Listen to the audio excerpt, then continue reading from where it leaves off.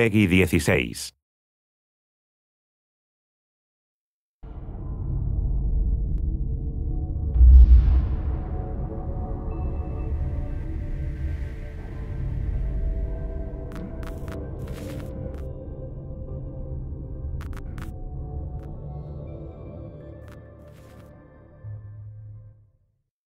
Brink takes place on the Ark. It's an immense artificial floating city at sea, built as part of a contemporary green vision, but now existing in 2045, and having lost contact about 20 years beforehand with the rest of the Earth, it exists in complete isolation, with what were originally sustainable resources now in limited supply. The result of this is that competing social factions have been thrown into an isolated and horrific conflict. We're heading to the Ark's airport. This was the original location that celebrities flew in and out of and had their photo opportunities, but it's also, because it's been deserted and disused for 20 years, the ideal location for me to show you a couple of the game's features in the absence of any enemies. Now, Brink uses those same familiar shooter controls that you're used to, but without the artificial constraints, because we've developed a new system that we're calling SMART. It stands for Smooth Movement Across Random Terrain. If you walk up to something that's an obstacle, just as you would do in any other shooter, you'll stop.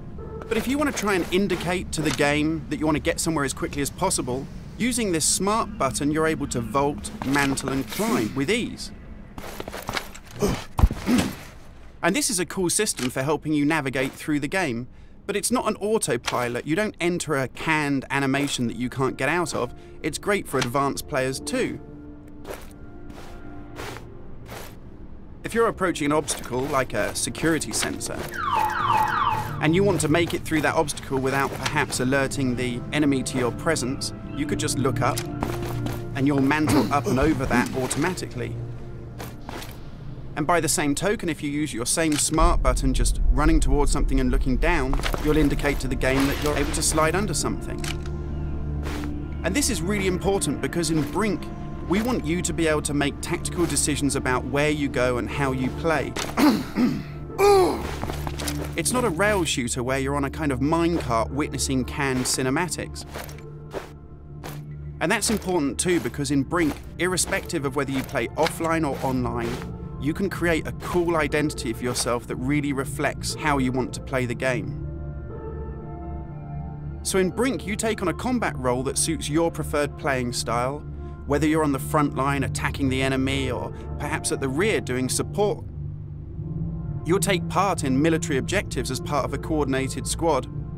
And when you complete these successfully, you'll earn experience points that allow you to unlock cool upgrades for your weapons, really cool abilities that suit the way that you want to play, and also cool outfits that reflect what a badass you are. And you can do this irrespective of whether you play offline in traditional single-player style mode with no internet connection, or play cooperatively with up to 7 friends, or go online and play fully where the entire game is full of strangers.